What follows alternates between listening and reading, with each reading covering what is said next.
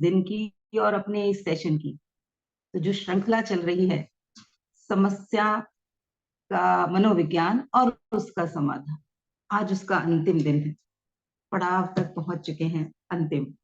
तो मैं स्वागत करती हूँ उन सभी सहयात्रियों का जो इस यात्रा में मेरे साथ चल रहे हैं और पूर्ण आनंद के साथ हम इस यात्रा को आगे बढ़ा रहे हैं। जो लोग लाइव सुन रहे हैं वो मेरे साथी, मेरे सहयात्री, और जो YouTube पर भी मेरे इन सेशंस को देख रहे हैं, उन सभी सहयात्रियों को हृदय से धन्यवाद कि आप मेरे साथ हैं और ये यात्रा बहुत आनंद में चल रही है। तो अभी हमने समझा कि समस्या क्या होती है, समस्या का उद्देश्य क्या होता है हमारे जीवन में, समस्या क्या क्या लेकर आती है हमारे लिए। क्योंकि समस्या आने पर तो बस ये होता है, हाय ये क्या हो गया, क्यों हो गया, ये नहीं होना चाहिए था। लेकिन जब हम समस्या का उद्देश्य और उसके साथ में लाए हुए गिफ्ट्स को समझ जाते हैं तो हम आगे की चीजों को भी कर पाते हैं। ये हो गया हमारा समस्या का मनोविज्ञान, कि समस्या क्या है, उसका क्या उद्देश्य है और वो क्या लेकर आई है। फिर हम चलने लगे थे समाधान की ओर। समाधान के लिए हमने सीखा था धैर्य हो हमें, हम सही सीख उसकी ले पाए, सही उसकी एक्चुअल स्थिति समझ पाए कि क्या है, वो सही जानकारी ले पाए, उसकी रूट कॉज तक पहुंच पाए कि क्या उस समस्या का रूट कॉज क्या है। उसके साथ साथ हमने समझा दृष्टिकोण अगर हम बदलेंगे तब क्या होगा, हम हमारे अंदर विश्वास को बनाकर रखेंगे तब हमारे अंदर क्या होगा, उससे कैसे हम समाधान तक पहुंचेंगे। ऐसे ही हमने बहुत सारी चीजें इस यात्रा में सीखी और समझी। बैकअप कैसे बनाएं, अपने अपने भीतर जो भी बाधाएं आने वाली हैं भविष्य में उनको पहले से कैसे देख लें, इन सब के बारे में हमने बात की। कल हमने जहां पर सेशन को विराम दिया था वो थी कि हम अपना एक मजबूत बैकअप तैयार करें, जिसमें हमने समझा था कि कैसे हम अपने अंदर के विचारों को सहजता से लेके वहां पर नए विचार हम डाल सकते हैं। तो उसके उसी श्रृंखला को आगे बढ़ाएंगे। उसके लिए कहा जाता है कि अब जब हम किन्हीं कुछ चीजों को लिख लेते हैं, यानी कि एक ऐसी डायरी बनाएं, एक ऐसी विश्वास डायरी बनाएं जो सिर्फ डायरी ना हो, वो हमारा साथी बन जाए। वो डायरी हमें हमारे जीवन की इस कठिन, जो हमें दिखने वाली स्थिति है, जो जो एक कठिन स्थिति दिख रही है, उस स्थिति में हमारा साथ दे।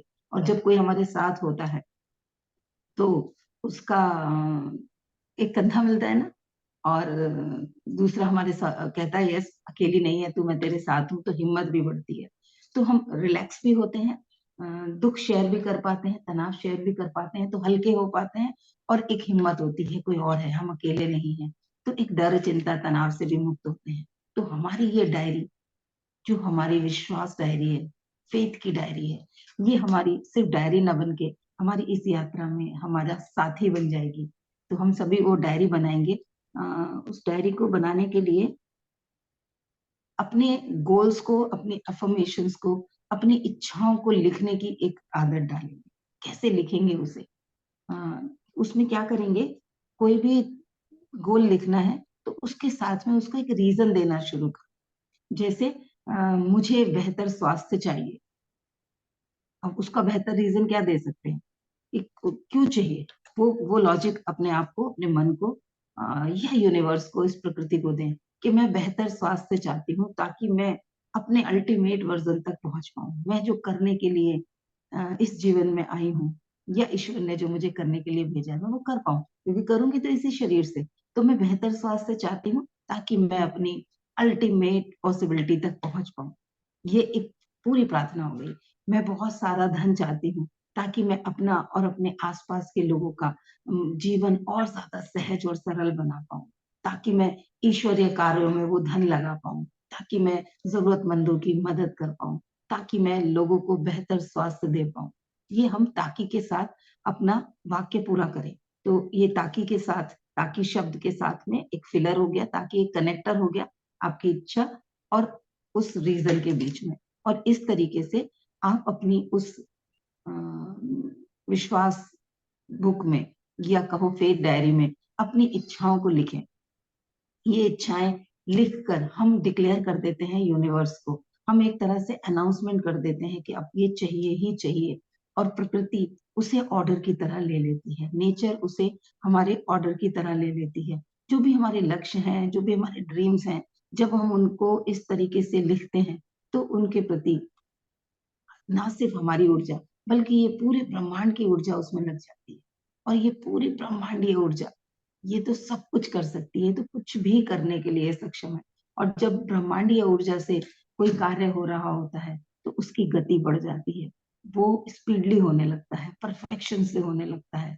तो जब हम लिखते हैं फेथ के साथ, विश्वास के साथ और एक सॉलिड रीज़न के साथ, तो हमारा अवचेतन मन उसको बहुत ज़्यादा क्लैरिटी से लेता है और अवचेतन मन डायरेक्टली कनेक्टेड है इस ब्रह्मांडीय चेतना के साथ। तो वो काम फिर ब्रह्मांडीय चेतना के साथ होता है। इस यूनिवर्सल कॉन्शियसनेस के साथ होता है, ना सिर्फ हमारी छोटी-सी कॉन्शियसनेस के साथ। इस शरीर की चेतना बहुत छोटी-सी है, इस पूरे ब्रह्मांड की चेतना एक अथाह सागर की तरह है और हम एक छोटी-सी बूँद हैं। तो जब सागर से यानी कि सोर्स से कोई काम होता है, तो क्या होता है कि वो अल्टीमेट होता है, बेहतरीन होता है। नल में पानी नहीं आ रहा, तो टैप से प्रार्थना कर रहे होते हैं हम, लेकिन आ कहाँ से रहा है? उस बड़ी-सी टंकी से। तो इस विश्वास पुस्तक के साथ-साथ हमें अपने जीवन में प्रार्थना की शक्ति को जन्म देना है। उस प्रार्थना की शक्ति को जो है ऑलरेडी, उसका बेहतरीन उपयोग भी करना है। प्रार्थना कैसे करें, किससे करें, वो भी सीखना है। तो पहले हम अपने इस बुक में बिल्कुल साफ-साफ क्लियर शब्दों में लिखें, क्या चाहिए और क्यों चाहिए? उस पे मनन करें और लिखें। सिर्फ लिखना ही नहीं है, उसे अ, दिन में 1 बार, 2 बार सोने से पहले या जागने के बाद उसे पढ़ना भी है, वो मुझे क्यों चाहिए? खुद को बार-बार जब हम याद दिलाएँगे कि क्या है मेरा लक्ष्य, बार-बार पूछेंगे इसे और कैसे-कैसे पूरा कर सकते हैं। ईश्वर से मैंने प्रार्थना की है, मैंने ब्रह्मांडीय चेतना को ऑर्डर दिया है, वो क्या भेज रही है? उसके निर्देशों को, उसके सिग्नल्स को समझें। जैसे मैंने इधर से कुछ इशारा किया और मेरे इशारे की भाषा अगर आपको नहीं आती, तो आप मेरी बात को समझ ही नहीं पाओगे, मैं कोशिश करते रह जाऊँगी। कई सारे वो गेम होते हैं जिनमें एक बच्चा मूवी का नाम अपने इशारों से समझा रहा होता है और बाकी लोग उसको गेस करते हैं या वो कुछ इधर से बता रहा होता है, बाकी लोग उस मैसेज को गेस करते हैं। तो वो कब होता है जब वो एक-दूसरे के साथ बहुत अंडरस्टैंडिंग, बहुत ज़्यादा क्लैरिटी होती है। तो वैसे ही यूनिवर्स, ये ब्रह्मांड, ये पूरी कायनात और परमपिता परमात्मा, वो हमें कुछ ना कुछ इशारे भेज रहे होते हैं। जब हम उन इशारों को, उनकी भाषा को समझ रहे होते हैं, तो हम आसानी से उन मैसेजेस को डिकोड कर पाते हैं और वो मैसेजेस उनकी सांकेतिक भाषा को हम समझ पाते हैं। तो जब हम लिख रहे होते हैं अपनी विश्वास बुक में, तो उस विश्वास बुक से हमें निरंतर वो संकेत मिलने शुरू हो जाते हैं। तो इसको रेगुलर बेसिस पे लिखें और रोज़ उसको पढ़ें। उसमें अपने विश्वास की शक्ति को अ, जगाए रहेंगे तो हमें और ज़्यादा पावर मिलनी शुरू हो जाएगी। उस समस्या से बाहर निकलने के लिए हमें रास्ते दिखने शुरू हो जाएँगे, क्योंकि सॉल्यूशन हमारे आस-पास होते हैं लेकिन हमें दिख नहीं रहे होते। ठीक है? अब जैसे कुछ मानसिक हमारी हो सकती हैं, तनाव में अगर रहते हैं तो हम मानसिक विश्वास से एक चीज़ लिख सकते हैं अपनी उस विश्वास पुस्तक में या उस फेथ डायरी में कि मैं मानसिक रूप से संतुलित हूँ, ताकि मैं अपने जो भी मेरा डिवाइन प्लान है, उसको देख पाऊँ, उस पे चल पाऊँ। मैं मानसिक रूप से शांत हूँ, सहज हूँ, सरल हूँ, ताकि मैं अपने जीवन की बेहतरीन उस अल्टीमेट पॉसिबिलिटी तक पहुँच पाऊँ। ये इस तरीके से हम अपनी प्रार्थना को लिख सकते हैं। ऐसी हेल्थ के लिए लिख सकते हैं। जैसे मैंने आपको बताया कि मेरा शरीर पूर्ण रूप से स्वस्थ है, मैं स्वास्थ्य चाहती हूँ, ताकि मैं अपने जीवन के अल्टीमेट वर्ज़न तक पहुँच पाऊँ, ताकि मैं अपने अंदर के सभी ईश्वरीय गुणों का बेहतरीन यूज़ कर पाऊँ, उनका बेहतरीन अभिव्यक्ति कर पाऊँ। तो इस तरीके से हम शारीरिक, मानसिक, आर्थिक, सामाजिक, मेरे रिश्ते बहुत बैलेंस्ड हैं, मेरे रिश्ते आइडियल हैं, ताकि मैं उनके भीतर के प्रेम और आनंद को खुद भी महसूस कर पाऊँ और बाकी लोगों के जीवन में भी प्रेम और आनंद को भर पाऊँ। इस तरीके से ताकि शब्द का प्रयोग करके अपनी इच्छा और एक सॉलिड सा प्योर सकारात्मक कारण देके अपनी इस विश्वास पुस्तक में आप अपना अ, विश्वास के कुछ पत्र लिख डालें, प्रकृति को, ईश्वर को डिक्लेरेशन कर दें और वो चीज़ें सॉल्यूशन के फॉर्म में आप तक आनी शुरू हो जाएँगी। बस फिर हम धीरे-धीरे जब उन इशारों को समझने की प्रैक्टिस कर लेंगे, तो वो चीज़ें हमारे लिए बहुत ज़्यादा सहज हो जाएँगी, बहुत ज़्यादा सरल हो जाएँगी। आई होप आपको मेरा मैसेज क्लियर हो गया होगा।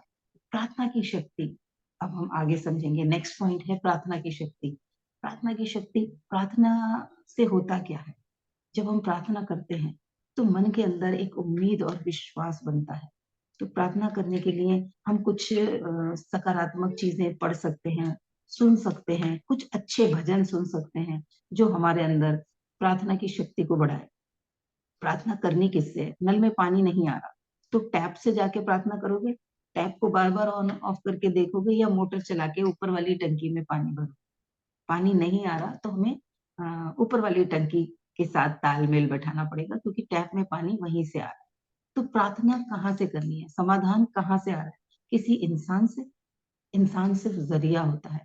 प्रार्थना करनी है उस परम पिता परमात्मा से, यूनिवर्स से, उस सोर्स से जहां से वो चीजें आ रही हैं। तो हमेशा जब भी कोई समस्या आए, प्रार्थना करें उस इंसान से, ना करें उस यूनिवर्स से करें प्रार्थना को, किसी भी इंसान से ना करें।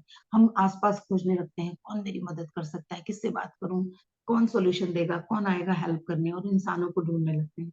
सहज भाव से बैठकर जब हम यूनिवर्स से, परम पिता परमात्मा से कहते हैं कि मैं इस समस्या का समाधान चाहती हूँ, और आंख बंद करके कहते हैं कि मैं आपके निर्देशों को का वेट कर रही हूँ, मैं आपके सिग्नल्स को डिकोड करना चाहती हूँ, कृपया मेरी मदद करें। आप देखोगे अनवांटेडली, आप अनएक्सपेक्टेडली आपके आसपास लोग आ जाएंगे और आपकी मदद कर देंगे। मैंने एक बार और भी वो कहानी शेयर की थी कि मुझे सुबह किसी मीटिंग के लिए मुरादाबाद जाना था, और जिन लोगों ने मीटिंग के लिए कंफर्म किया था उन लोगों ने लास्ट में रात को तक एक एक करके या तो कैंसिल कर दिया या कुछ संतोषजनक जवाब नहीं दिया, चलो आ जाओ देखते हैं मिलते हैं ऐसे करके। और किसी सीनियर को लेके जा रही थी, 150 किलोमीटर जाना आना, समय धन दोनों लगता, दूसरे इंसान का भी समय लगता। तो मैं रात को प्रार्थना करके सोई कि सुबह मुझे वहां जाना है, नहीं जाना है, क्या करना है, उसका मुझे क्लियर सिग्नल चाहिए। और मैं आपकी गाइडेंस चाहती हूँ God, universe please guide me. और मैं रात को प्रार्थना करके सो गई। सुबह मैं उठी तो मैं नॉर्मल जैसे मैसेजेस भेजती हूँ, मैंने नॉर्मल कोई गुड मॉर्निंग मैसेज अपनी एक ब्रॉडकास्ट में भेजा। तो मेरी एक फ्रेंड के पास वो मैसेज पहुंचा, वो एक दिन हमारे साथ सेशन में भी आई थी। उनके पास वो मैसेज पहुंचा और उन्होंने ऐसे ही उस पर रेस्पॉन्स किया। पता नहीं क्या अंदर से थॉट आया और मैंने उनको बोला कि आज तो मुझे गुड़गांव आना है। और इतना बोलते ही उन्होंने कहा आना है तो पहले घर आना है, बाद में करना अपनी मीटिंग्स, जो भी आप मीटिंग्स के लिए आ रहे हो, मुझसे मिलना बहुत जरूरी है, मुझसे बिना मिला मत जाना, आपको मिलने जरूर आना है मुझसे। मैंने उस सिग्नल को समझा कि यूनिवर्स चाहता है कि मैं मुरादाबाद ना जाके गुड़गांव जाऊं। और मैंने उस दिन अपने जो सीनियर थी उनको बोला कि आज हम मुरादाबाद नहीं चलते हैं, हम गुड़गांव चलते हैं। और हम गुड़गांव गए। गुड़गांव में जाके ना सिर्फ उन्होंने हमारा प्रपोजल समझा, हमारे साथ उन्होंने उस प्रपोजल पर एक्शन भी लिया और ऑर्डर्स भी मिले। और जब हम वापस आ रहे थे तो रास्ते में वो ऑर्डर और भी बढ़ा दिया गया। तो एक अच्छा खासा वहां से हमें रेस्पॉन्स मिला, सकारात्मक रेस्पॉन्स मिला। क्योंकि उस वक्त मैंने अपने मन से उधेड़ बुन करके रात में ही मैं होपलेस हो सकती थी, टेंशन में आ सकती थी। और सीनियर को अगर बताती कि वो लोग कंफर्म नहीं कर रहे हैं तो वो भी कह देती चलो छोड़ो, कल मैं कोई और मीटिंग कर लेती हूँ और कल तुम रहने दो, वो यही कहती।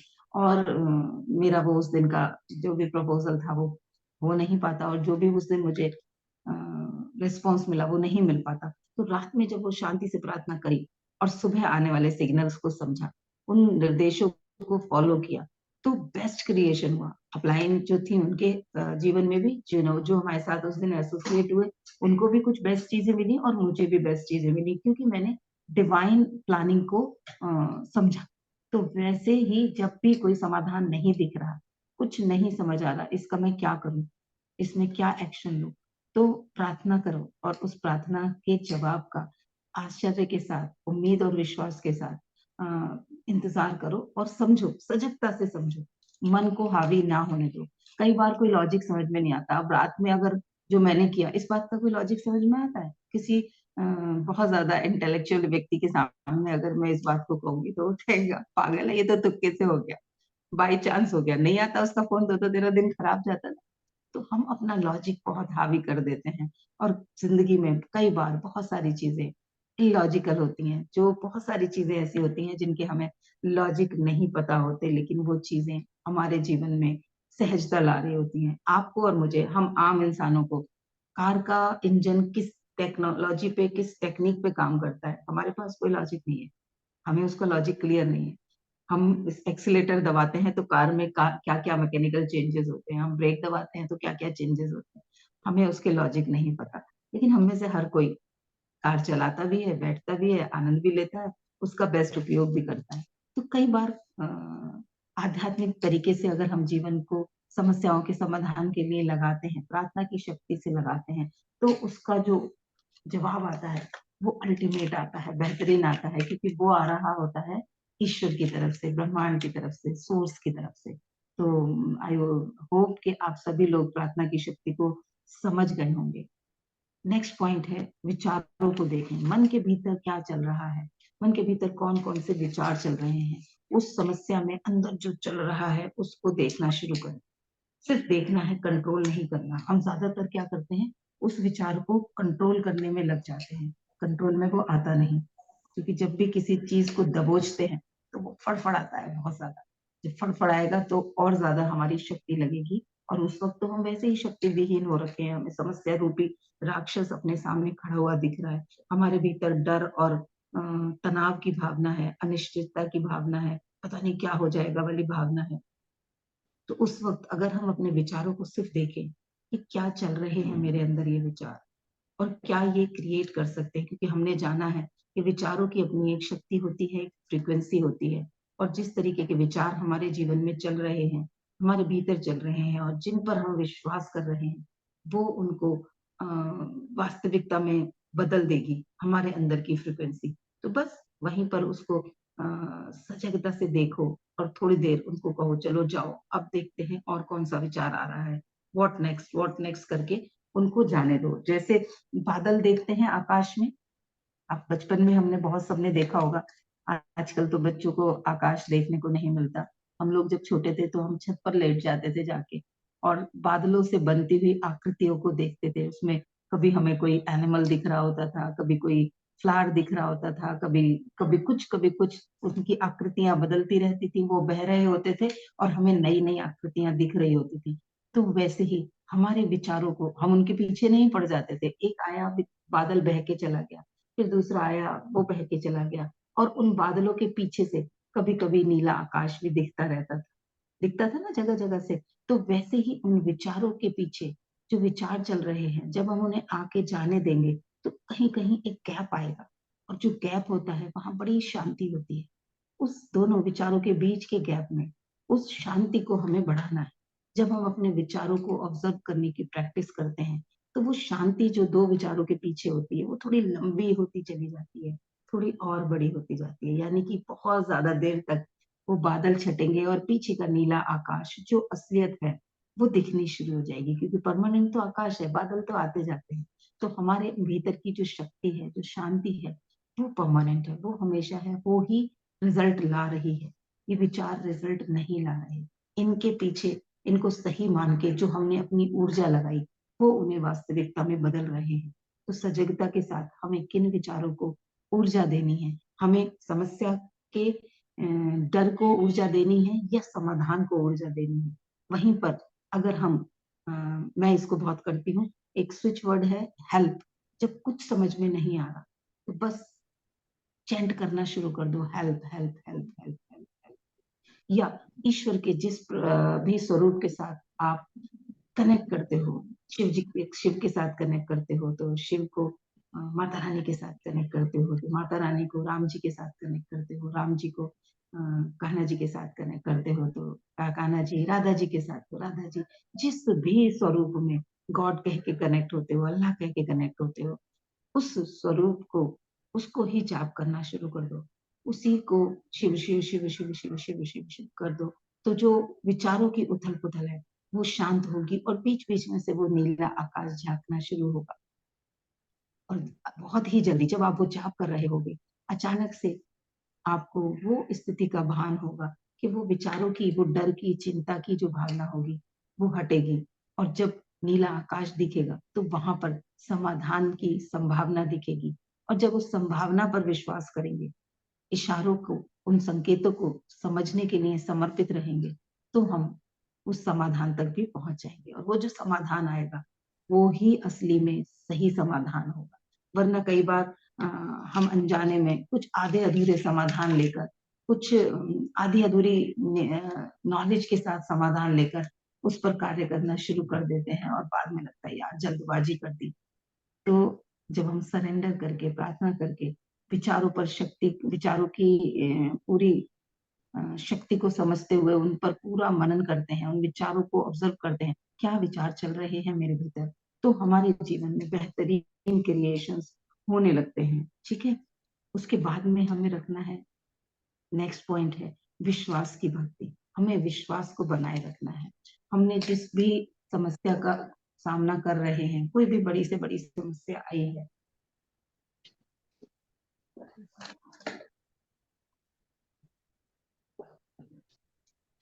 उसका सॉल्यूशन भले ही आज मेरे पास नहीं, पर इस ब्रह्मांड में उसका सॉल्यूशन है, 100% है। ये विश्वास रखना है। प्रकृति के पास, नेचर के पास, ईश्वर के पास इसका समाधान है। बस मुझे उस तक पहुंचना है। ये वाला जो विश्वास है, इसके साथ भक्ति कर लेनी है, इसके साथ प्रेम कर लेना है और उस विश्वास को बनाए रखना है। वो हमारी तरफ पॉजिटिविटी खींची चली आएगी, पॉसिबिलिटीज खींची चली आएंगी और हमारे अंदर की वो विश्वास की शक्ति हमें संभाले रहेगी, हमें हिलने नहीं देगी, डगमगाने नहीं देगी। वो पहाड़ी पे चढ़ती हुई, चढ़ते समय वाली जो एक लाठी का सहारा होता है, वो उस तरीके से एक मजबूत लाठी की तरह हमारे साथ आगे बढ़ती जाएगी। तो विश्वास की शक्ति, विश्वास से भक्ति और फिर भक्ति की शक्ति। भक्ति की शक्ति यानी कि चला तो ईश्वर ही रहा है ना, और सब कुछ ईश्वर की मर्जी से होता है। तो ये जो कुछ भी हो रहा है, इसके पीछे भी कुछ एक बेहतरीन उद्देश्य होगा। ये भी मेरे भीतर के किसी ईश्वरीय गुण को जगाने के लिए आया होगा। मेरे अंदर की जो डिवाइन पावर है, मेरे अंदर की जो अल्टीमेट एनर्जी है, उस एनर्जी को जगाने के लिए आया है। कौन सी ऐसी मेरी पावर है जो ये समस्या के आने से मेरे अंदर से जाग सकती है। वो जब हम सर्च करना शुरू कर देंगे, वो कब होगा? जब हम इस बात पर विश्वास करेंगे, भक्ति में होंगे, ईश्वर से हमारी भक्ति होगी, तो हम ये विश्वास कर पाएंगे कि कुछ भी ईश्वर की मर्जी के बिना नहीं होता। उनकी मर्जी के बिना तो पत्ता भी नहीं हिलता। हम सब लोगों ने बचपन से लेके अब तक बहुत बार सुना है। तो हम जब परेशानी आए तब भी हम सोचे कि जो हो रहा है ईश्वर की मर्जी से हो रहा है और इसके पीछे जरूर ही कोई ना कोई उद्देश्य है। ये जरूर मुझे झकझोरने के लिए आया है, ये जरूर मुझे कुछ ना कुछ याद दिलाने के आया है, जिससे मेरे अंदर की वो अल्टीमेट एनर्जी का जो लेवल है वो जागेगा और मैं अपने उस अल्टीमेट लेवल, जैसे होता है ना रबर को अगर हमने खींचा है तो वो थोड़ी और बड़ी हो जाती है और उसकी कैपेबिलिटी बढ़ जाती है। इतनी सी रबड़ इतनी हो गई तो वो बड़ी हो गई ना, पावरफुल हो गई। वैसे ही जब हमें कोई समस्या खींच का हमारे ऊपर प्रेशर होता है तो हम भी खींचते हैं। खींच रहे हैं यानी कि हम खुल रहे हैं यानी कि हमारी पॉसिबिलिटी बढ़ रही है। पहले अगर हम 1 लीटर के थे तो अब हम 1.5 लीटर के हो रहे हैं। हम ओपन हो रहे हैं। तो हमारी समस्या ने आके हमें, अगर हमने उसे भक्ति के चश्मे से देखा, तो वो हमें शक्ति देके जाएगी, हमें और पावरफुल बना के जाएगी। तो हमेशा हमें अपनी भक्ति की शक्ति के साथ टिके रहना है। उस समस्या के साथ में उसे अपनी एनर्जी को, अपने अंदर की उस शांति को छीनने नहीं देना है। ठीक है। अब अगला अगला जो मेरा सुझाव है वो है कि जब भी कोई घटना दिख रही है, हो रही है, तो उसमें दो चीजें होती हैं। एक मुझे दिख रही होती है, एक एक्चुअल होती है ना? आप देख रहे होते हो कई बार कोई परेशान हो रहा है, आपको लग रहा होता है यार इतना क्यों परेशान हो रहा है, बड़ा बेवजह परेशान हो रहा है, इसको इतना परेशान होने की जरूरत नहीं है, ऐसे ऐसे क्यों नहीं कर लेता।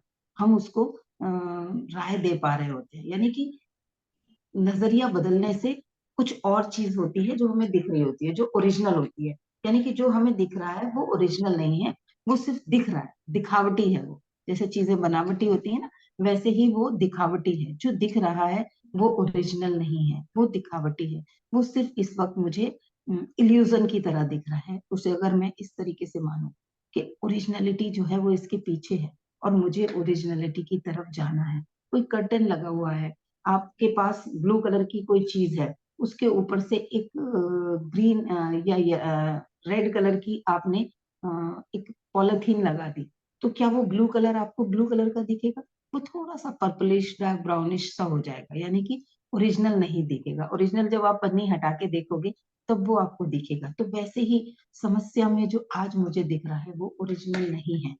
अब इसके पीछे कौन सी पन्नी चढ़ी हुई है, कौन से कलर की पन्नी चढ़ी हुई है, उसे हटाना है और उसके पीछे से ओरिजिनल देखना है। वो कब होगा?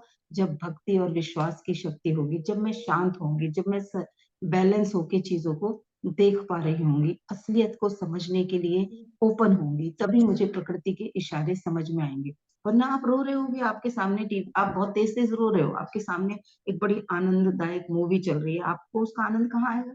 कि आप रो रहे हो। तो समस्या आने पर हम रोने चीखने लगते हैं, चिड़चिड़ाने लगते हैं, झुंझलाने लगते हैं, आशा और उम्मीद को छोड़ देते हैं। तो जो जीवन का आनंद है उससे हम दूर हो जाते हैं। तो हमें क्या करना है कि भक्ति के साथ सरेंडर करके उस जो दिखावटी चीज दिख रही है, जो दिखावटी पार्ट दिख रहा है समस्या का, उसके पीछे से असली चीज को खोज लेना है। असलियत क्या है? वो समस्या मुझे कुछ गिफ्ट लेके आई है, उन गिफ्ट को खोज लो। क्या गिफ्ट लेके आई है? कौन सी सीख दे रही है? कौन सा ऐसा यू टर्न लेने का रिमाइंडर दे रही है जो मैं गलत रास्ते पे चल रही हूँ, जो मुझे मेरे लक्ष्य से दूर ले जा रही है? तो कहाँ मुझे यू टर्न लेना है? कौन सी मेरी पावर है जिसका मुझे उपयोग करना है, जिसका ये घटना मुझे रिमाइंडर दे रही है? या क्या मुझे ये अभी धैर्य अपने अंदर जागृत करने का रिमाइंडर दे रही है? क्या क्या ये मुझे और जागरूक होने का रिमाइंडर दे रही है? क्या इस तरीके से जब मैं ओरिजिनल समस्या के बारे में सोचना शुरू करूंगी तो उम्मीद और विश्वास बढ़ेगा, शक्ति बढ़ेगी और सही समाधान तक मैं पहुंच पाऊंगी। ठीक है? अभी तक इतनी चीजें सभी को क्लियर हो गई होंगी। और आखिरी जो मेरा सुझाव है वो है समर्पण। इतना सब कुछ कर लिया, फिर भी अगर कुछ नहीं मिल रहा या मनचाहा नहीं मिल रहा, तो अब समर्पण कर दो, ईश्वर के आगे समर्पण। मैंने बहुत कुछ कर लिया, मुझे कोई रास्ता नहीं दिख रहा, हे प्रभु अब आप इस समस्या का समाधान करें। एक कहानी से सुनिए, वरना कुछ मिसकंसेप्शन मिस आप उसको कुछ गलत उसका किसी का मिसकंसेप्शन अनम्यूट हो रहा है, एक बार मुझे म्यूट कर ले। मिसकंसेप्शन मिसकंसेप्शन नहीं, नहीं मिसकंसेप्शन नहीं बोलना चाह रही थी, आप उसे मिसअंडरस्टूड कर लोगे मैं जो कहना चाह रही हूँ। तो इसको एक कहानी से समझेंगे। जैसे एक छोटा सा बच्चा है, उसने क्या किया, खेल रहा है, पूरे खिलौने फैला दिए, कुशन्स फैला दिए, पूरा ड्राइंग रूम अस्त व्यस्त कर दिया। स्कूल से आया है, यूनिफॉर्म भी पड़ी है, बैग भी पड़ा है, जूते उधर, मोजे उधर, टाई उधर, बेल्ट उधर, पूरा कमरा अस्त व्यस्त पड़ा है। अब अगर उस बच्चे को कहा जाए वो संभालना, तो बच्चे के वो संभालने में, अगर छोटा बच्चा है तो उसके लिए वो बहुत टफ टास्क हो जाएगा, बहुत मुश्किल हो जाएगी। तो वैसे ही कई बार हमने अपने विचारों से, अपनी डर से, अपनी चिंता से, अविश्वास से अपनी समस्या को बहुत ज्यादा बढ़ा कर लिया है। और हम बहुत छोटे से बच्चे हैं उसके सामने। हमारी शक्ति क्योंकि हमारे सामने नहीं है, हमारी शक्ति छुपी हुई है, तो हम छोटे बच्चे के सिंबल की तरह वहां पर हैं। और उस समय क्या करें? अगर हम, माँ क्या करेगी आके? माँ कहेगी तू मेरी हेल्प मत कर, तू एक काम कर, शांत होके बैठ जा, तू सो जा, मेरे मेरी तरफ से 10 मिनट सो जा। या बच्चे को पहले वो सुलाने की कोशिश करेगी कि इसको जरा सुला दूं, शांत कर दूं, फिर मैं पूरा रूम संभालूंगी। और फिर माँ उस रूम को पहले से भी साफ कर देगी। होता है ना ऐसा? आप सभी के घर में बच्चे होंगे और आप जब छोटे बच्चे रहे होंगे तो आप लोगों ने इस चीज को अनुभव किया होगा। तो वैसे ही अगर हम उस बच्चे की तरह हैं और ये समस्या हमारे घर का वो बिखरा हुआ ड्राइंग रूम है जहाँ कुछ भी सही नहीं दिख रहा, सब कुछ अस्त व्यस्त है, कोई रास्ता नहीं दिख रहा, कोई समाधान नहीं दिख रहा, बहुत डर लग रहा है, बहुत असुविधा हो रही है जीवन में, तो उस वक्त माँ प्रकृति के सामने सरेंडर कर दो, उनसे कहो मैं सो रही हूँ, मैं शांत हूँ, अब आप ही इसे संभाल सकते हो, प्लीज इसको हैंडल करो, प्लीज इसको संभालो। मैं अब सहयोग कर रही हूँ कि मैं शांत हूँ, मैं आपको डिस्टर्ब नहीं करती। और शांत से जब हम समर्पित हो जाएंगे तो हम उस बच्चे की तरह हो जाएंगे। और हमारे आसपास की जो डिवाइन पावर है, हमारी ईश्वरीय ऊर्जा, वो जब उसका समाधान ढूंढेगी। आपने कई बार देखा भी होगा अपने जीवन में कि जब हो बहुत ज्यादा सब कुछ करने के बाद हम शांत होकर कहते हैं कि चलो अब देखते हैं, हे ईश्वर अब जो आपको करना है आप करो। और उस वक्त कुछ बेस्ट क्रिएट हो जाता है। मैंने तो बहुत बार अनुभव किया है कि जब भी कभी इस तरीके से पूर्ण समर्पण कर देते हैं तो जीवन में बेहतरीन क्रिएशंस होते हैं। समर्पण हारना नहीं होता, समर्पण डर कर भागना नहीं होता, समर्पण होता है उस शक्ति के साथ विश्वास और भक्ति के साथ, जो भी परमपिता परमात्मा की, इस यूनिवर्स की शक्ति है, जो हम सबको चला रही है, जिसने हमें जन्म दिया है, जो हमें इस पूरी प्रकृति को चला रही है, उस पूरी शक्ति के साथ तालमेल बैठा लेना, उस शक्ति की धारा में बह जाना, वो होता है समर्पण। तो जब हम समर्पण की शक्ति से किसी भी समस्या का समाधान खोजते हैं, उसे खोजने देते हैं, हम समर्पित हो जाते हैं, तब आप देखेंगे जीवन में कुछ आश्चर्यजनक क्रिएट होगा। बस शांत होके, बच्चा कैसे शांत होके सोता है कि अब उठूंगा तो रूम, उसे कोई चिंता नहीं होती रूम कैसे साफ करेगी, मम्मी को क्या क्या करना पड़ेगा, मम्मी क्या करेगी, ये करेगी, वो नहीं सोचता। वो शांत होके सो जाता है, और जब वो उठता है तो उसे एकदम से कितना प्यारा रूम मिल जाता है। तो जब हम समर्पण की शक्ति के साथ एसोसिएट होंगे और ईश्वर को उनका कार्य करने देंगे, वो खुद से हमसे जो कुछ जरूरत होगी वो करा ले। उन्हें पता है हमसे क्या कराना है। हम सिर्फ आनंद और विश्वास में ये इंतजार कर रहे हैं कि क्या बेहतरीन होने वाला है। हाँ, हे पिता, परम पिता, हे ईश्वर, I am excited and I am waiting for your decision. आप क्या करने वाले हो, मैं उसका इंतजार कर रही हूँ।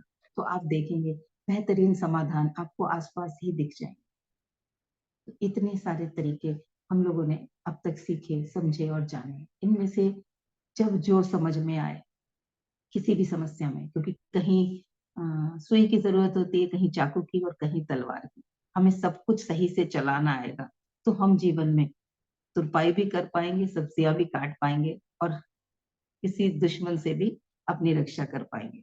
तो ये इतने सारे आपको यंत्र और क्या कहते हैं औजार, या आपको शस्त्र मिल चुके हैं प्रकृति की तरफ से, जो पिछले 3-4 दिन से हम समझ रहे हैं। समस्या को भी समझा, उसका मनोविज्ञान भी समझा, वो क्यों आ रही है उस उद्देश्य को भी समझा और उसके उपायों को भी समझा। तो अब समस्या एक सखी की तरह हो गई, एक ऐसे गेस्ट की तरह हो गई जो घर में आने वाली है और हमें सिर्फ उसकी तैयारी कर लेनी है। हमें उसमें से निकलने के तरीके हमें मिल जाएंगे, क्योंकि हमारे पास अब पूर्व तैयारी है। तो मन में लगातार चलती हुई जो बड़बड़ है, हमने पूरा सार जो समझा कि समस्या खुद समस्या नहीं है, समस्या आने के बाद जो मन के भीतर बड़बड़ चल रही है, एक्चुअल समस्या वो है। एक्चुअल जो अभी जो क्रिएट हुआ है वो सब उसकी वजह वो है, या कहो उसकी जड़ वो है। और समस्या समस्या कुछ और है, हमने जो उसे आज समझ रखा है वो उस बड़बड़ की वजह से है। तो जैसे ही वो बड़बड़ शांत होगी, हमें असली समस्या दिखेगी, फिर हम असली समस्या का समाधान खोज पाएंगे। ठीक है, तो शांत भाव से हम इस तरीके से करेंगे और ये समझ लें कि हम जिस भी विचार पर बहुत अधिक ऊर्जा देते हैं, जिस भी विचार को बहुत अधिक इम्पोर्टेंस देते हैं, महत्व देते हैं, वो विचार हमारे जीवन में हकीकत बदलने लगते हैं। तो सजग हो जाए कि हम समाधान को महत्व दे रहे हैं या समस्या। किसी का कुछ शेयरिंग या सवाल है तो जरूर पूछें। इस टॉपिक पे जो भी सेशन था वो मैं यही विराम दूंगी। आप में से किसी को कुछ शेयर करना है या पूरे इन 4 दिनों का कुछ टेक अवे आप शेयर करना चाहते हैं या किसी का कुछ सवाल है, तो मैं आपका स्वागत करती हूँ।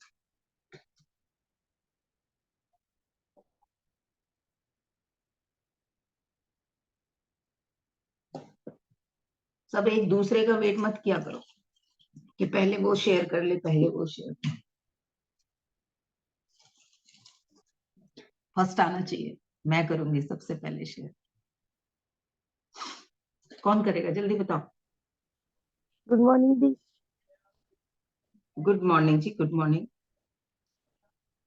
जी, हाँ जैसे ज्योति बोलो। हम आपने बताया जैसे कि ना हम कोई समस्या आती है तो एकदम पैनिक कर जाते हैं, पर जब समस्या उस नहीं थी उससे पहले भी तो हम उस ऊपर वाले पे ट्रस्ट करे हुए थे ना, तो उसमें हमें एकदम से पैनिक नहीं होना है। और अच्छा है कि उस ऊपर वाले से मदद मांगो, क्योंकि वो सब चीजों का सॉल्यूशन निकाल करके कि हर समस्या का कोई समाधान होता है। सिर्फ थोड़ा सोचने की जरूरत होती है।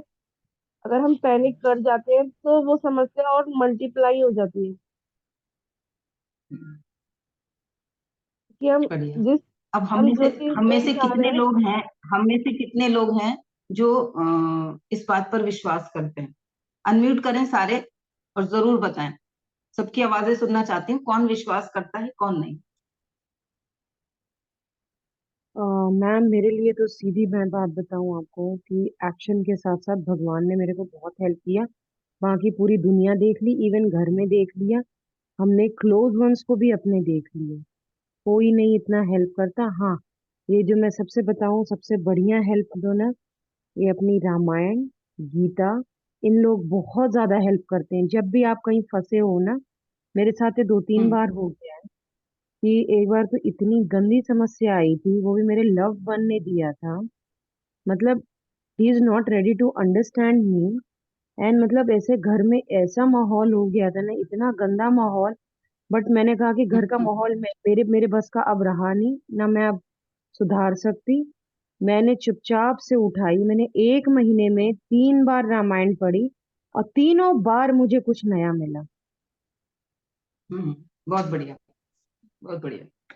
और उसके बाद से तो फिर मुझे समझ में आ गया। आप बिलीव नहीं करोगे कि पहले मैं अभी भी मुझे बहुत सारे मेरे फ्रेंड्स भी बोलते बोलते यार कभी कोई होना चाहिए कि हमें ना अपनी फीलिंग किसी के साथ शेयर करें। लेकिन मुझे एक हम्म बात मैम ये समझ में आ गई, भगवान के साथ शेयर करते हैं मन हल्का होता है, दुनिया के सामने करते हैं हम एक्सपोज होते हैं और मजाक के पात्र बनते हैं। एक डर हमेशा बना रहता है, मैंने इसके साथ शेयर किया नहीं तो नहीं पता नहीं ये मैम, इसको कहीं। डर के अलावा भी पता है, आप अपनी कोई चीज शेयर भी कर लिए ना, आप मतलब वो हम्म उसके लिए एक ट्रम्प कार्ड जैसा होता है कि अगर आप कभी थोड़ी सी अनबन अगर किसी बंदे के साथ हो गई ना, तो वो ऐसा उसका मतलब धज्जियां उड़ाता है ना हमारी मिस उस यूज पे। करेगा। इतना ज्यादा मिसयूज, और ये सारे मैम सबसे ज्यादा ये घर वाले करते हैं, घर के बाहर वाला इतना नहीं करता जितना। जिसको देखो, हम शेयर शेयर हम किसके साथ करेंगे? जिस पर हमें विश्वास होगा, और वो जिस पे हम विश्वास कर रहे हैं, वो वही कहते हैं ना, जिसको जो ज्यादातर हमारे राज हमारे बेस्ट फ्रेंड्स खोलते हैं, क्योंकि उन्हीं को हम बताते हैं, बाकी किसी नेवर को तो नहीं बताते। एक्वेंटेंस में जो होते हैं लोग उन्हें तो नहीं बताते, बेस्ट फ्रेंड्स को पता होता है। तो अभी जैसे मैंने शेयर भी किया कि प्रार्थना जो कर रहे हैं वो सोर्स से ही करो ना, मांगना तो सोर्स से है। किसी इंसान को के थ्रू वो भिजवाएगा, वो उसका काम है, ईश्वर का काम है, वो किसे भेज के मेरी मदद कराता है।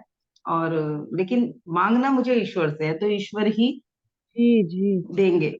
हाँ। उनके अलावा और मैं कहीं मैं से। सिर्फ हाँ, मैं सिर्फ ये कहना चाह रही थी कि हम सारे तो यहाँ बैठे हैं क्योंकि हम हैं स्पिरिचुअल यात्रा पे, या हम ईश्वर से कनेक्ट हैं। हमारे समाज में हमारे आसपास कितने लोग हैं जो इस बात को मानते नहीं है कि मैं ईश्वर से ईश्वर कर रहा है, या बोलते हैं लेकिन क्या, जिनको असल जिंदगी में अपनी समस्या में याद नहीं आ रहा, इसका मतलब वो सिर्फ बोल रहे हैं, मान नहीं रहे। अगर मैं सिर्फ ज्योति को या उमा को या निशा को कहती हूँ किसी समस्या में कि कोई बात नहीं, सरेंडर कर, कोई बात नहीं, ईश्वर पर विश्वास रख, भगवान जी सब सही करेंगे, लेकिन मेरी समस्या आने पे मैं हाथ पैर फेंक रही हूँ, रो रही हूँ, चीख रही हूँ, चिल्ला रही हूँ, मर रही हूँ, इसे फोन कर रही हूँ, उसे फोन कर रही हूँ, इसका मतलब क्या है?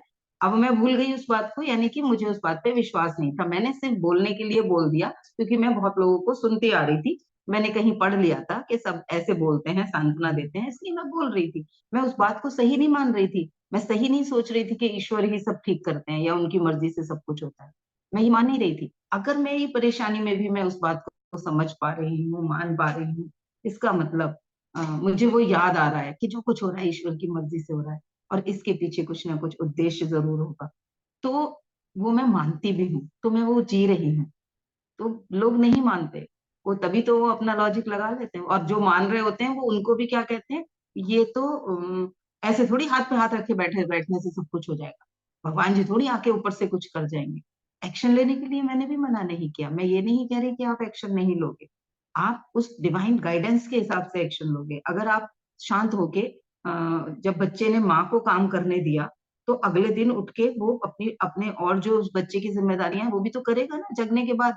ऐसा तो नहीं है कि वो पढ़ेगा नहीं या वो खेलेगा नहीं, कुछ नहीं करेगा, वो सब करेगा, लेकिन उस वक्त शांत होके उसने उन जो वो हौच पौच करता, अगर मम्मी संभाल रही होती है साथ में बच्चा भी संभाल रहा होता, हो सकता है वो इधर से तय लगा के रखती, वो उधर फैला दे सही करने के चक्कर में, या वो एक चीज और कुछ गिरा देता। होता है ना कई बार बच्चे को, आप बच्चा हेल्प कर रहा होता है और पता चला उसने और कुछ फैला दिया, जो काम हम 10 मिनट में कर सकते थे अब उसी काम को आधे घंटे में करना हो रहा है। तो लोग अपने जीवन में बोलते कुछ है लेकिन ईश्वर को सुख में तो मानते हैं, दुख में नहीं मानते। जब जीवन में दुख आता है तो अधिकतर लोगों को मैंने देखा है नास्तिक तक हो जाते हैं लोग दुख की स्थिति में।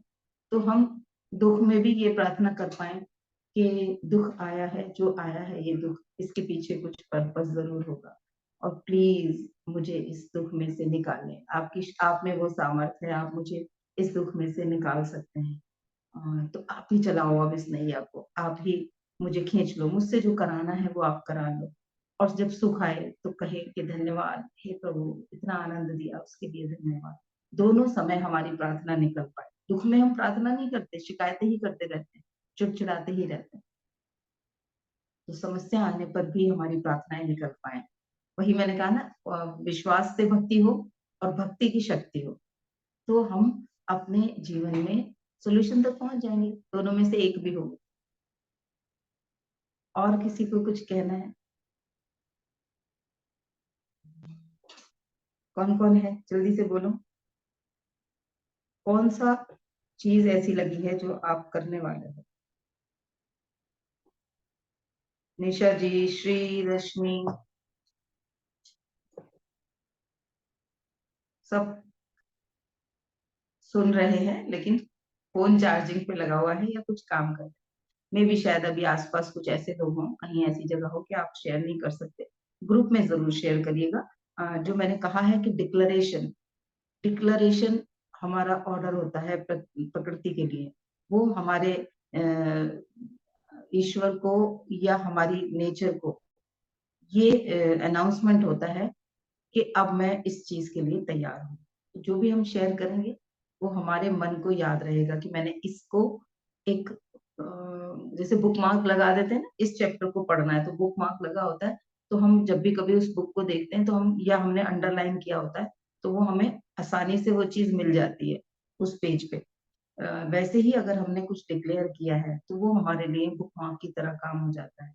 जब भी कभी जीवन में हमें उसके लिए उस नॉलेज को उपयोग करने की जरूरत पड़ती है या परिस्थिति आती है तो हम उसका, उसे हमारा मन याद दिलाता है कि इसने अच्छा ये इम्पोर्टेंट बताया था, इसने यहाँ पर बुक मार्क लगाया था, इसने इसे अंडरलाइन किया था, और वो चीज हमें फिर याद आ जाती है। ठीक है, चलिए, तो सभी आंखों को कोमलता से बंद करें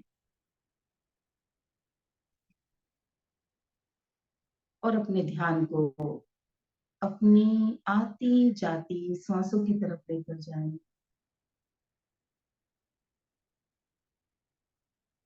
ध्यान दें मन में चलते हुए विचारों की ओर।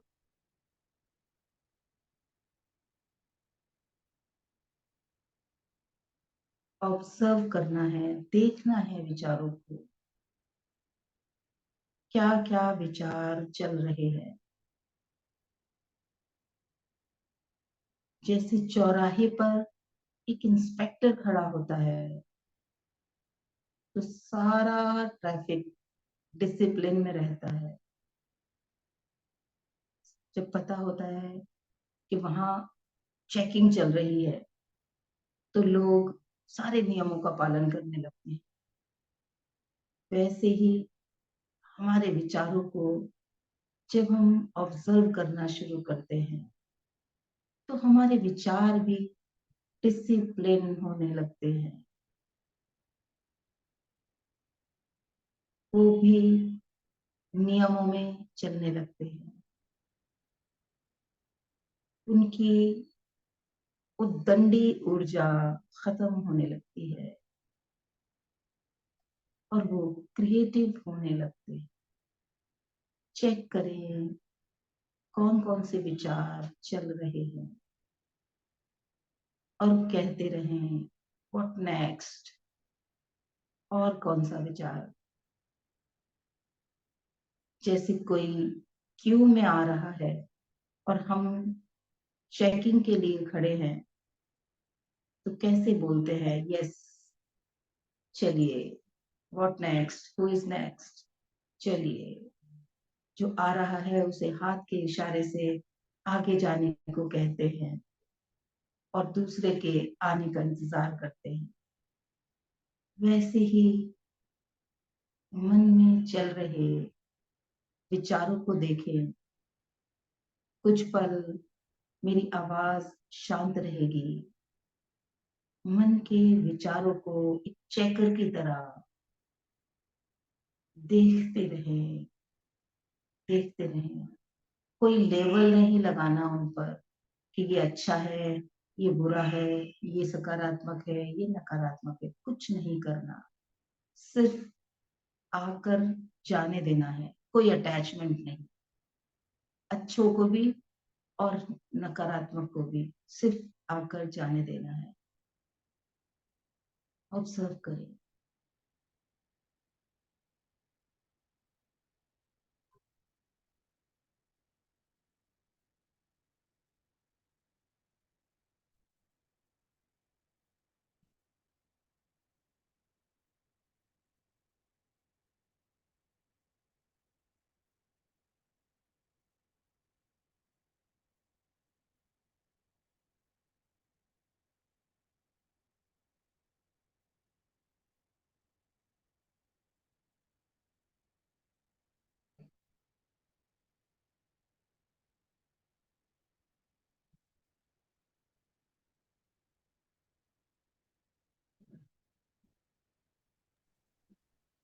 जाने दें सभी विचारों को।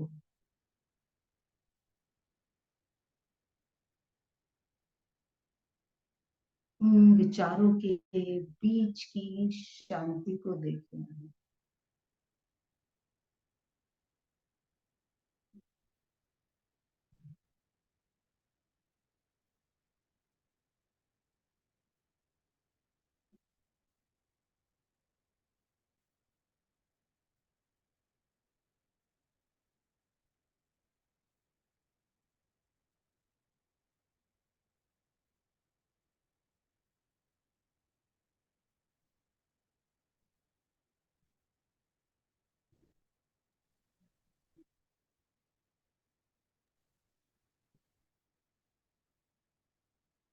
खुद से कहें, मैं शांति के पक्ष में हूँ,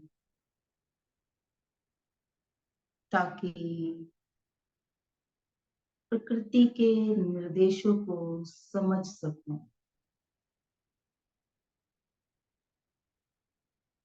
मैं शांत हूँ,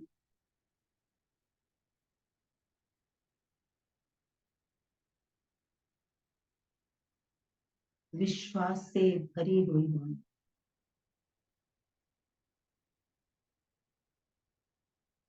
आश्चर्य और समाधान के पक्ष में हूँ।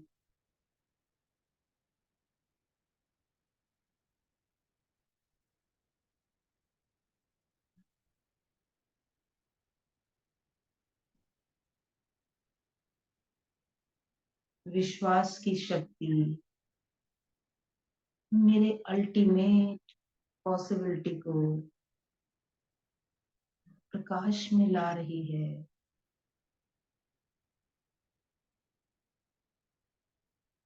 एक नया स्वरूप दे रही है।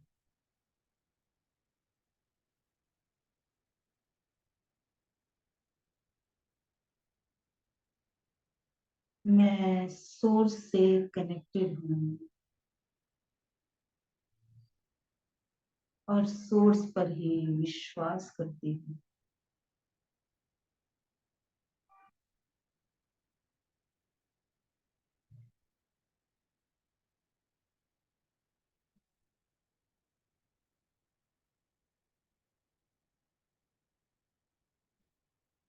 सोर्स के पास हर समस्या का समाधान है।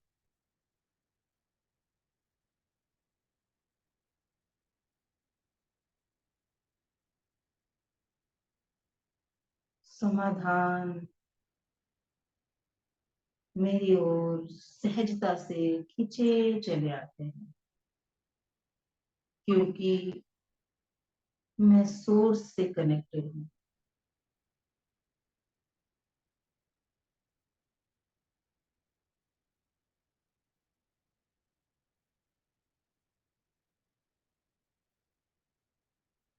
ईश्वर सदैव मुझे गाइड करते हैं, रास्ता दिखाते हैं, ट्रेंड करते हैं।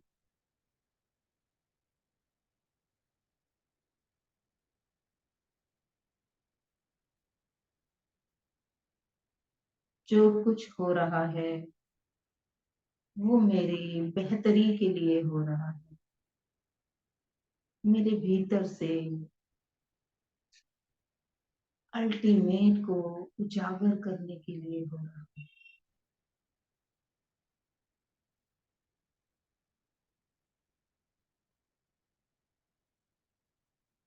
मुझे और पावरफुल बनाने के लिए हो रहा है,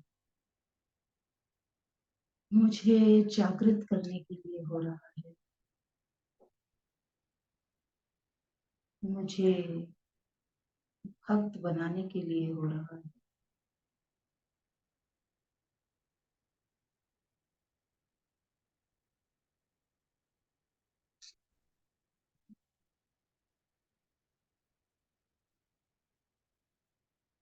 हे ईश्वर, कोटि कोटि धन्यवाद, धन्यवाद, धन्यवाद, धन्यवाद।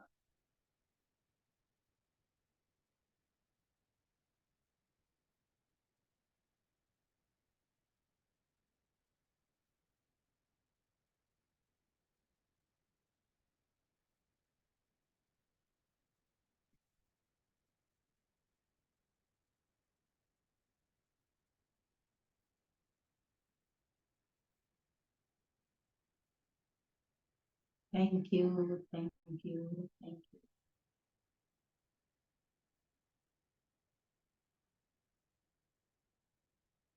आश्चर्य के साथ आपके सभी निर्देशों को समझने की तैयारी में हूँ। I am now totally surrender myself.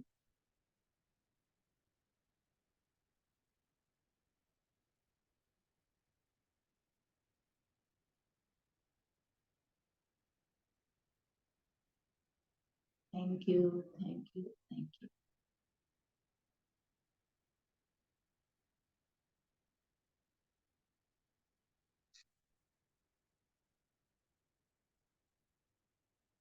इसी एहसास में रहते हुए दोनों हाथों की हथेलियों को आपस में रब करें और इस ऊर्जा को अपने पूरे शरीर पर ट्रांसफर करें। सभी चेतना में आए।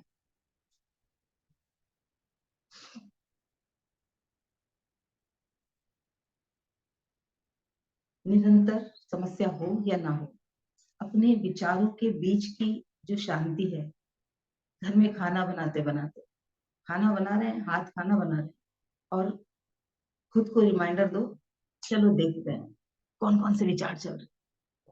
काम दिमाग खाना बना रहे हैं, लेकिन उसके अलावा भी क्या क्या चल रहा है। और उन एक विचार आया, अच्छा गया, फिर दूसरा आया। उनके बीच के गैप को जब ऑब्जर्व करना शुरू कर देंगे तो वो गैप बढ़ने शुरू हो जाएंगे। और जब हमें उसकी प्रैक्टिस होगी तो कोई विषम परिस्थिति भी आई और हमें आदत पड़ी हुई है कि हमने जैसे चुटकी बजाई अपनी कि चलो देखते हैं, बीच का गैप वो देखते हैं। जैसे होता है ना, टीवी का रिमोट चलाना आता है, टीवी को ऑन करना आता है, चलो टीवी देखते हैं। वैसे ही चलो अपने विचारों को देखते हैं। और उसके बीच की शांति को हमने अनुभव करने की आदत डाली हुई है, प्रैक्टिस की हुई है। तो किसी विषम परिस्थिति में भी, कुछ बहुत ज्यादा परेशानी वाली स्थिति भी आ गई है, अनवांटेड कुछ हुआ है, समस्या की जिसको हम नाम देते हैं, जब वो आया है, उस समय अगर प्रैक्टिस नहीं होगी तो उस वक्त तो आंख बंद करना या कुछ देखना वो एक बहुत बड़ा पहाड़ दिखेगा। लेकिन अगर उसका हमने पहले से तैयारी कर रखी है, आदत डाली हुई है अपने मन को शांत कराने की, ऑब्जर्व करने की, तो उस वक्त भी हम उस शांति से कनेक्ट हो पाएंगे। और जब उस शांति में हम प्रार्थना करेंगे या समाधान ढूंढेंगे तो वो सोर्स से आएगा और बेस्ट समाधान आएगा। तो मैं आप सभी लोगों को रिक्वेस्ट करना चाहती हूँ कि दिन में कपड़े धो रहे हैं, डस्टिंग कर रहे हैं या खाना बना रहे हैं या कहीं ट्रेवल कर रहे हैं, उस समय में भी अगर अलग से समय नहीं मिलता अपने विचारों को ऑब्जर्व किया करिए। खुली आंखों का ध्यान कहती हूँ मैं इसे, कि आप खुली आंखों से भी काम करते करते भी एक ध्यान की मुद्रा में पहुंच पाएंगे, क्योंकि ध्यान जहां हमें ले जाता है, विचार शून्य करता है, अंदर की शांति से मिलाता है, वही काम ये विचार को थॉट वॉचिंग एक्टिविटी करके आप कर सकते हैं। तो हृदय से आभार, आप सभी लोग आए इस सेशन में, आप लोगों ने मुझे सहयोग किया, उसके लिए आप सभी का मेरा हृदय से आभार है। किसी को कुछ शेयर करना है तो 5 मिनट और रुक सकते हैं।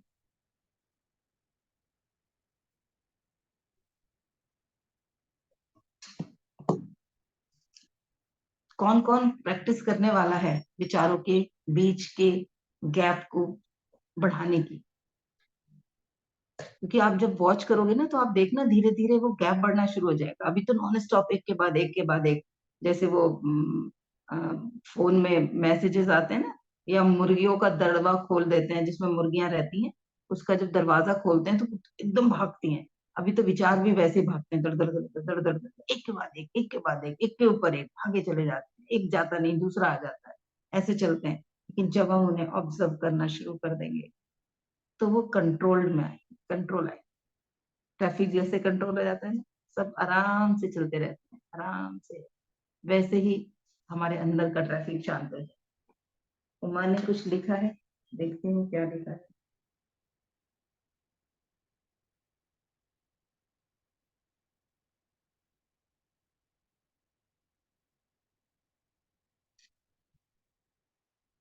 क्या हुआ, मैसेज क्यों नहीं खुल रहा? मैं करूंगी।